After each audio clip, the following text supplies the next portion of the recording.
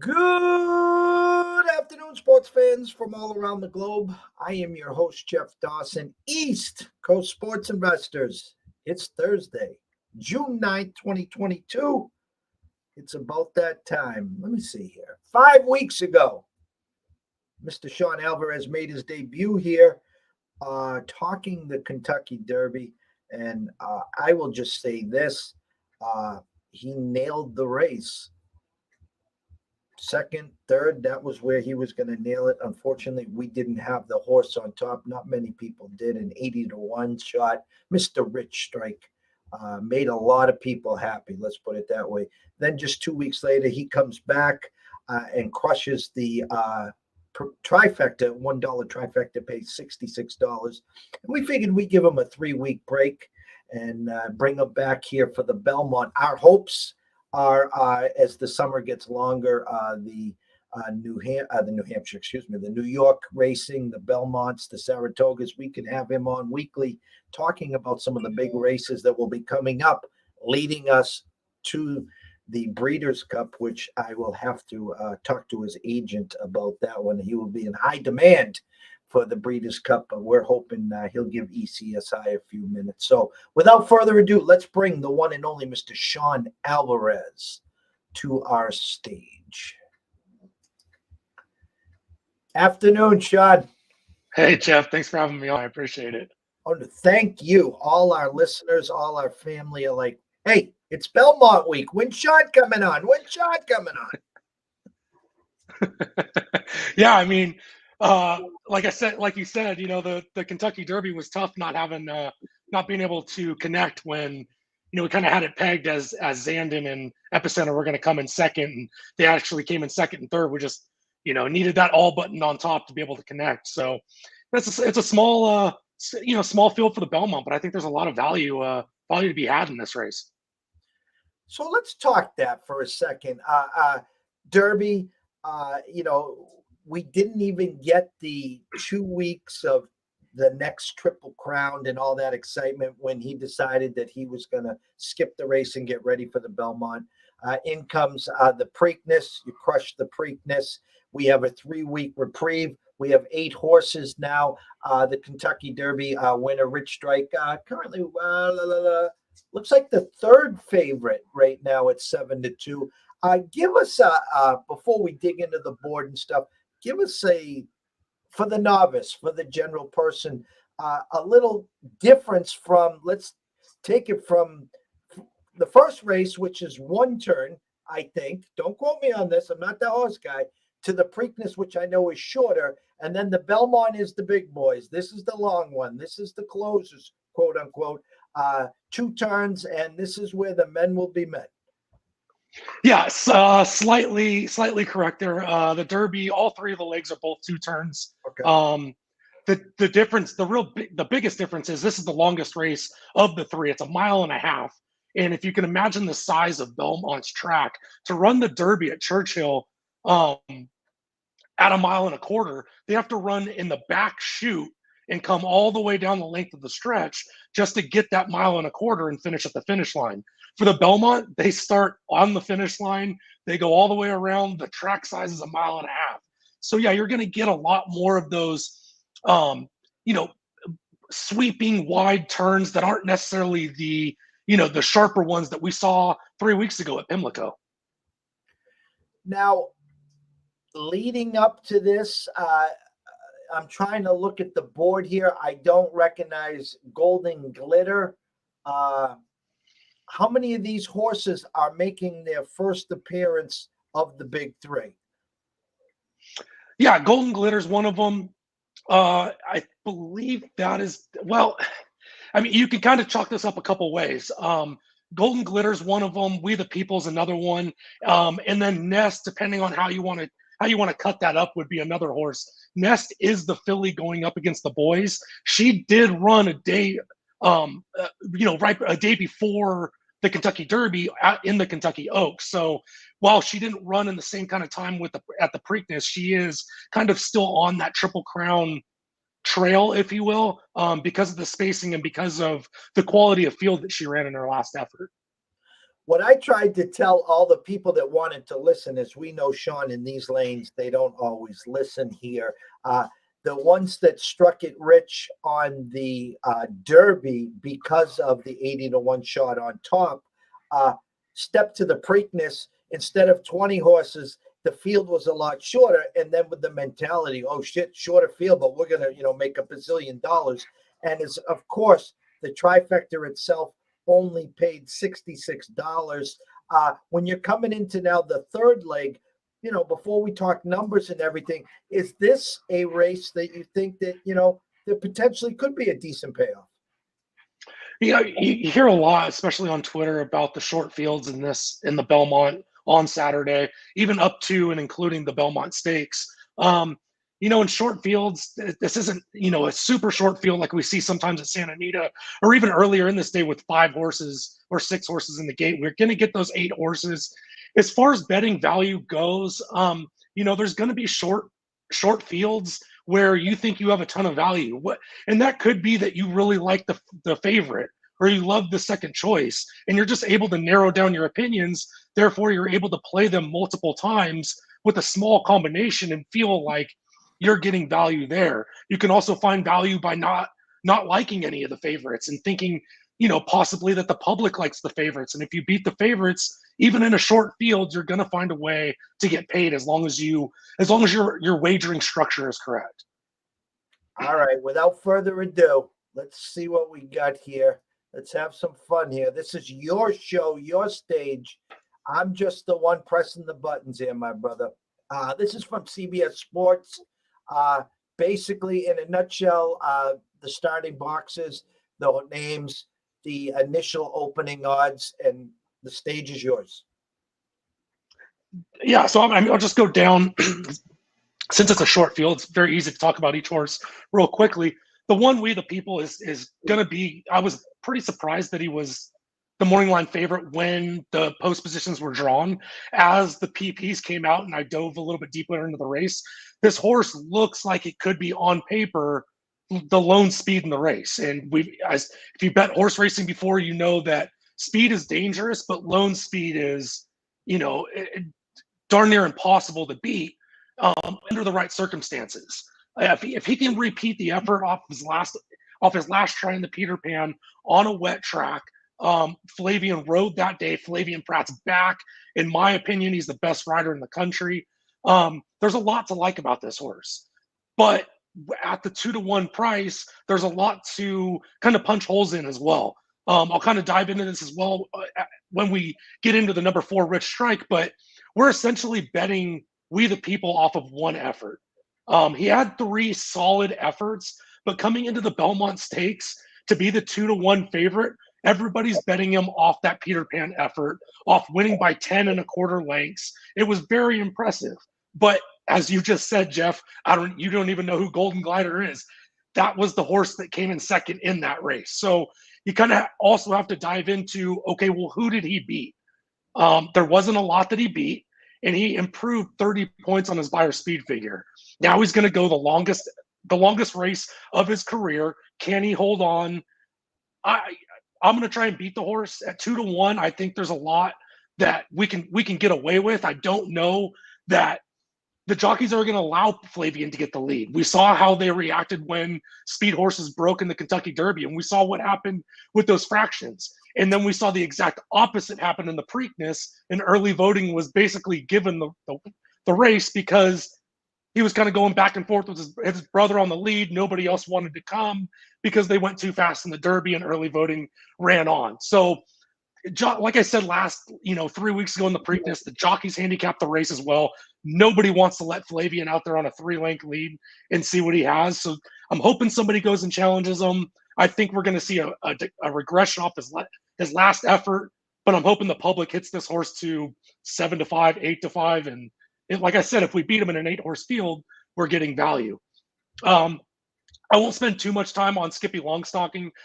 However, his last race in the Preakness was a lot better than it looks on paper. A lot of people, including myself, think Epicenter was the best horse in the race, encountering an incredible amount of trouble.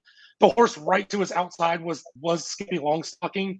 He didn't encounter as much trouble, but he swung outside when Epicenter got to save ground inside. If he can repeat that effort, maybe get a little bit less traffic issues, I think we're going to get a lot of value at 20-1 if he can hit the board, second, third, maybe. I don't think he's good enough to win, but at 20-1, I think he's going to be dismissed more than he should. The 3 Nest at 8-1's the filly in the race going up against the boys.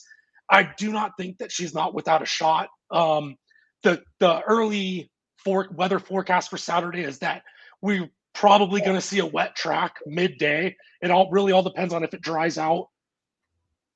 By the Belmont Stakes. Her last 2 efforts in the Ashland and the Kentucky Oaks were both on wet tracks. They were both her career best efforts. If she can repeat that, sit that kind of stalking trip, I really think that 8-1, we might even get a little bit higher. She might get dismissed because she ran second to Secret Oath. Secret Oath tried to in her last start in the Kentucky Oaks. Secret Oath came back in the Preakness, didn't run as well, so she might get dismissed. We might get a little bit of value at 3-1.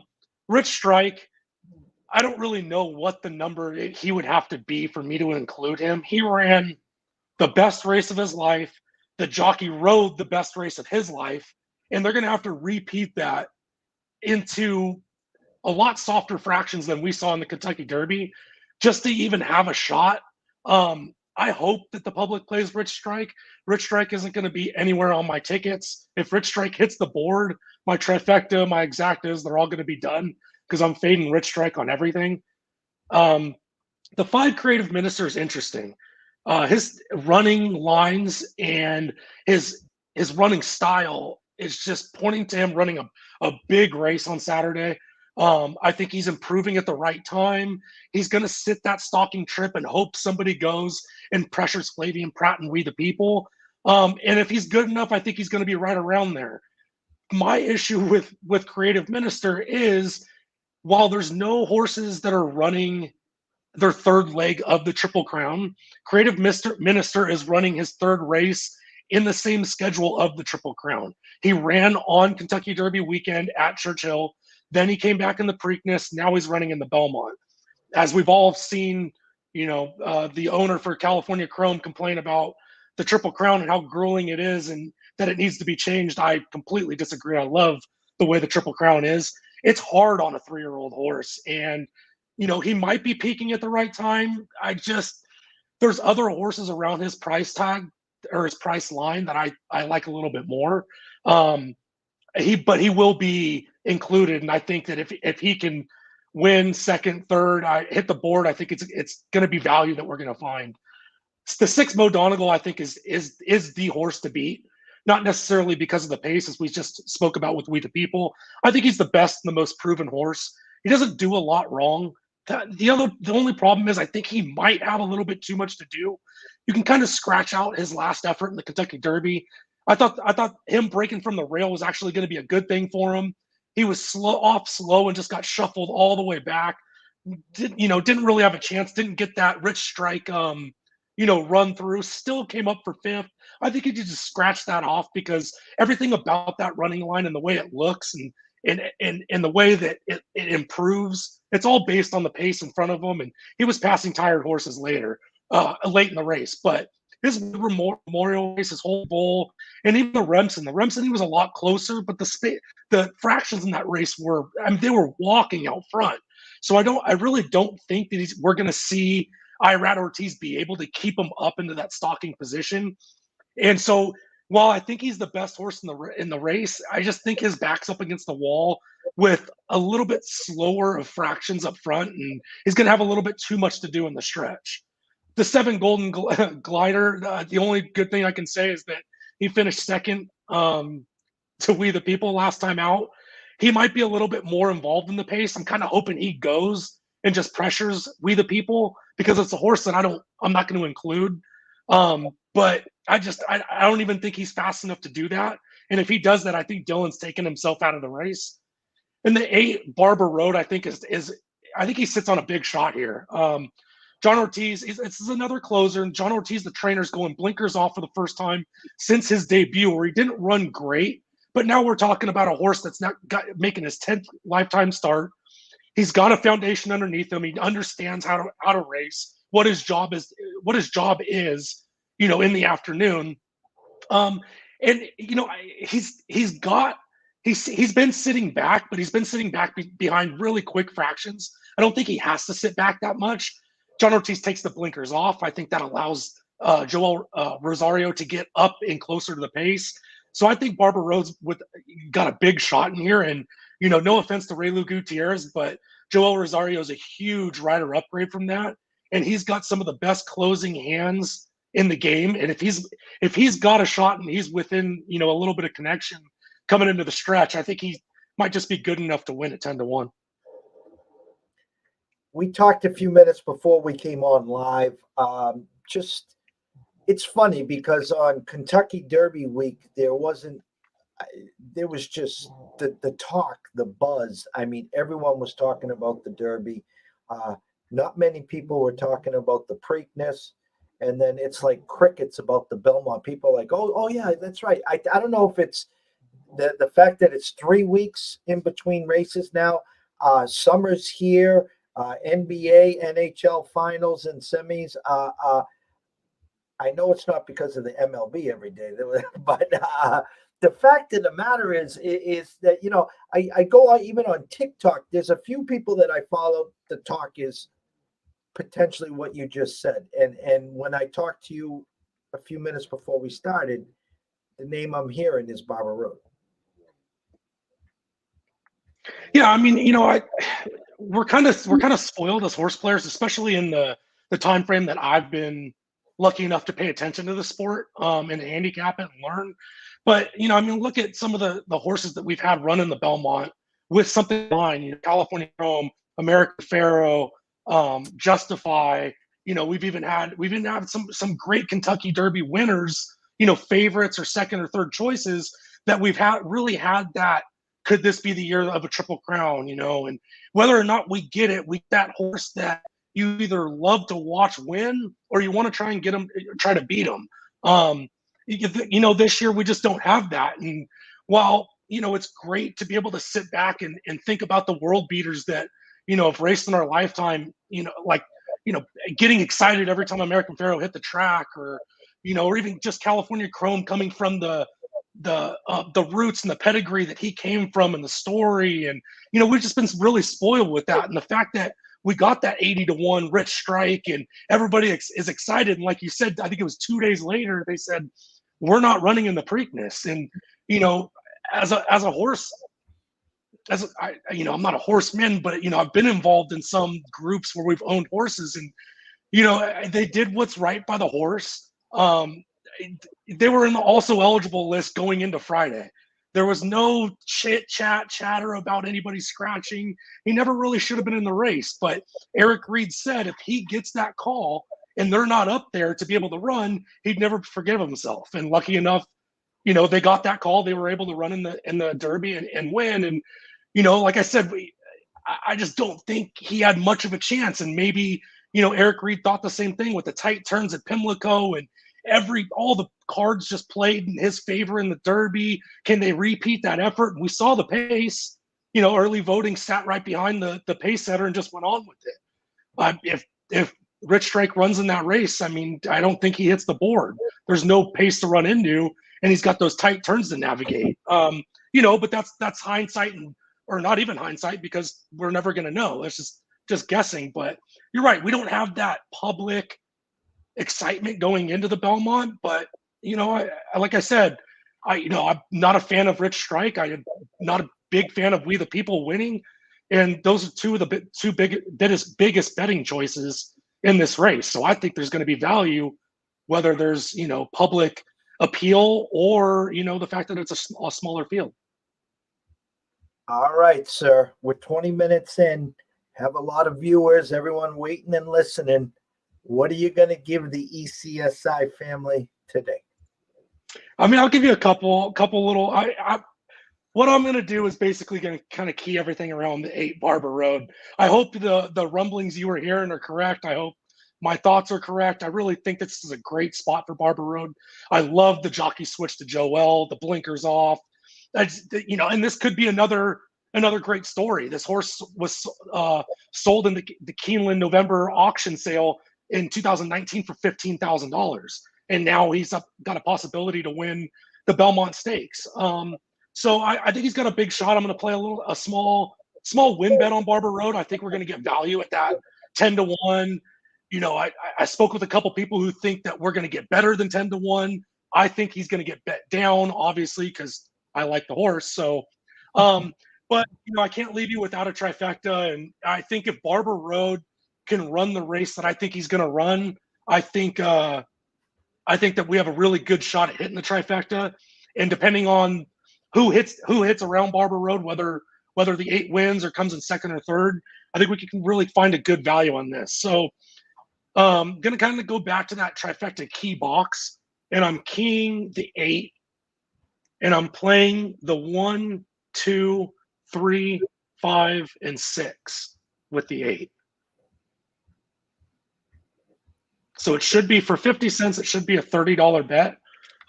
Especially if you go to a window and you say a trifecta key box, make sure, especially if you're playing it for 50 cents, or if you're playing it for more, do the math, multiply it however much you want to play for it. But make sure it's $30. I've been to the window, said trifecta key box. It spits out and it was $60. We canceled that. And so basically what you're betting is you're betting the 8 in all 3 spots. So you're going to bet the 8 in first, with the 1, 2, 3, 5, and 6 in second, with the 1, 2, 3, 5, and 6 in third.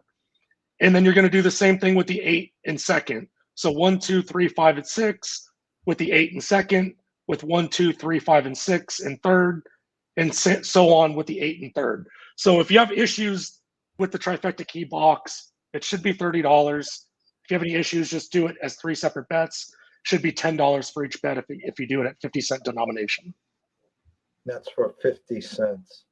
All right. So basically, in a nutshell, I'll say it in dog terms. You got the 8 to hit the board with no 4 or 7. How's that sound? That's exactly what it is. Hopefully we have nothing to worry about with the 7, and you can just basically root for Barber Road to hit the board, look about halfway back in the field and make sure that Rich Strike isn't coming.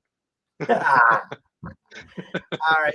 Give me 1 second, brother. I'm going to get out of this screen for you. As I talked about in the intro, a lot is happening in the horse racing. After this race, you get some great stake races locally east. I've always said Saratoga in August, there's nothing better. Obviously, in New York, there's some great races. Our goal, our hope is to connect with you maybe on every week, every other week, where some of these big races are coming, where you can give us some insight, maybe some tips on a couple races, on a couple horses, et cetera, as we get closer, obviously, to the Breeders' Cup in the first week in November. I want to close with this. Epicenter was probably the talk of the first 5 weeks of racing. Obviously not here. They're going to probably, I assume, try to get it ready and hopefully maybe for the Classic. Going back to the last 2 races, is there a horse or 2 that didn't fare well, that with a good summer showing, you could see in the Classic come in November? Yeah, I mean, I really wanted to see Zandon run in the Preakness, or even in the Belmont. They're kind of both races that don't look like closer can win, and I really like the way that Flavian rides Zandon. So really looking forward to seeing where Zandon runs. I'm not opposed to seeing him run on the turf at Saratoga. I think Flavian's a great fit for him. I think his pedigree can take to the turf, and I think there's some really good races out in Saratoga on the turf that he can win. Obviously, he's still a great dirt horse. But yeah, that's one that I would keep an eye on, kind of coming out of this. And there's a few even Brad Cox horses. Cyberknife looked good. Um, Gosh, I can't think of the horses off the top of my head, but after the Triple Crown and once we start gearing up for Del Mar and Saratoga, we're really going to start to see these horses come back and get back into form. We spoke about it earlier on how grueling the Triple Crown, not even how the Triple Crown, the three races are, but even the trail going into it. These are 2-year-old horses turning 3 if they're young.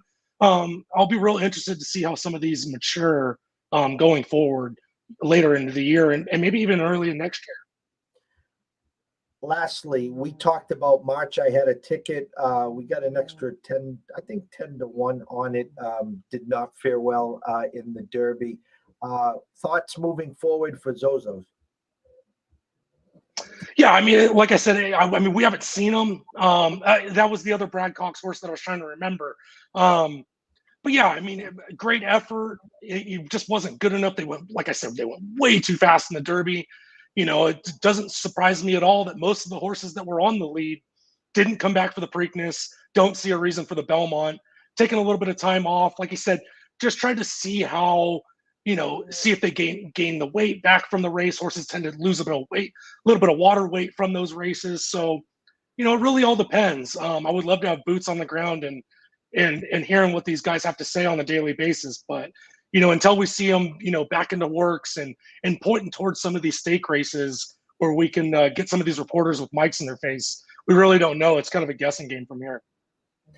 The one and only Mr. Sean Alvarez. You can grab him at Smooth Turn 2. If you're not following him on the Twitter, I would make sure that you do. We catch him on Spotcasts with Matt and Dave at the BVB, occasionally on VSiN, and obviously whenever possible, we love to have him here at ECSI. Again, for everyone just tuning in, Sean gives us a trifecta key box, 8 with 1, 2, 3, 5, 6 for 50 cents. They're $10 punches. So basically 8 first, second, and third, with no 4 or 7 for all you dog lovers, because that's how I learned how to say that to the window. And the more and professional you are at the window, the ticket puncher loves you even more. Oh, yeah, absolutely. It's always a better experience. Best of luck. We can't thank you enough, Mr. Alvarez. And to everyone watching and listening, 4:30. I'm calling 4:30. Myself and Scott will be here for the closing bell. We'll get you caught up on all the afternoon action in the MLB. We'll get you ready for the night card, and we'll do some talk about Game 5, Rangers and Lightning. So for myself, Jeff Dawson at EC Sports Invest, from the one and only Sean Alvarez at Smooth Turn 2, we wish everyone a blessed afternoon, a good day. Let's cash some tickets. And remember, not if, when this ticket comes in, he gets all the credit. Not me, not anyone else. It was this man right here. So let's have a day, gentlemen.